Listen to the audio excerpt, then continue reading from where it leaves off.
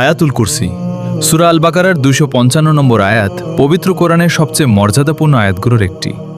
এটি আল্লাহর একত্ববাদ, ক্ষমতা ও জ্ঞানের অসীমতার এক অনন্য দলিল। এভিডেন্স অফ ট্রুথে আজ আমরা জানব আয়াতুল কুরসি।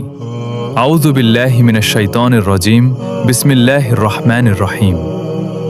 আল্লাহু লা ইলাহা ইল্লা হুয়াল হাইয়ুল কাইয়্যুম, লা তাখুযুহু সিনাতুন ওয়ালা নাওম, লাহু মা ফিস সামাওয়াতি ওয়া মা ফিল আরদ, মান যাল্লাযী ইয়াশফাউ ইনদাহু ইল্লা বিইذনিহি, ইয়ালামু মা বাইনা আইদিহিম ওয়া মা খালফাহুম, ওয়া লা ইউহীতুনা বিশাইইন মিন ইলমিহি ইল্লা বিমা শাআ, ওয়াসআ কুরসুহুস সামাওয়াতি ওয়াল আরদ, ওয়া লা ইয়াউদুহু হিফযুহুমা, ওয়া হুয়াল আলিয়্যুল আযীম।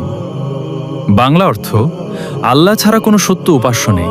তিনি চিরঞ্জীব, সবকিছুর ধারক ও পরিচালক। তাকে তন্দ্রা বা নিদ্রা স্পর্শ করতে পারে না। আসমান ও জমিনে যা কিছু আছে সব তারই। কে এমন আছে যে তার অনুমতি ছাড়া সুপারিশ করবে? তিনি জানেন তাদের সামনে ও পেছনে কি রয়েছে, আর তারা তার জ্ঞান থেকে শুধু সেটুকুই আয়ত্ত করতে পারে যা তিনি ইচ্ছা করেন। তার কুরসি, সিংহাসন, আসমান ও জমিনকে পরিবেষ্টন করে আছে, আর এগুলো রক্ষা করা তাকে ক্লান্ত করে না। তিনি সর্বোচ্চ ও মহান। ইমাম ইবনে কাসির তার তাফসিরে আয়াতটির ব্যাখ্যায় এ কথাগুলো তুলে ধরেছেন। আল্লাহর একত্ব ও গুণাবলী আল হাইয়্যু আল কাইয়্যুম। আয়াতের শুরুতে আল্লাহ ছাড়া কোনো সত্য উপাস্য নেই ঘোষণার মাধ্যমে আল্লাহর একচ্ছত্র প্রভুত্ব প্রতিষ্ঠিত হয়েছে। তারপর আল হাইয়্যু চিরঞ্জীব ও আল কাইয়্যুম স্বয়ংসম্পূর্ণ, যিনি সবকিছু টিকিয়ে রেখেছেন নামের মাধ্যমে বোঝানো হয়েছে যে তিনিই একমাত্র সত্তা, যিনি কখনো মৃত্যুবরণ করবেন না এবং সমগ্র সৃষ্টি তার উপর নির্ভরশীল।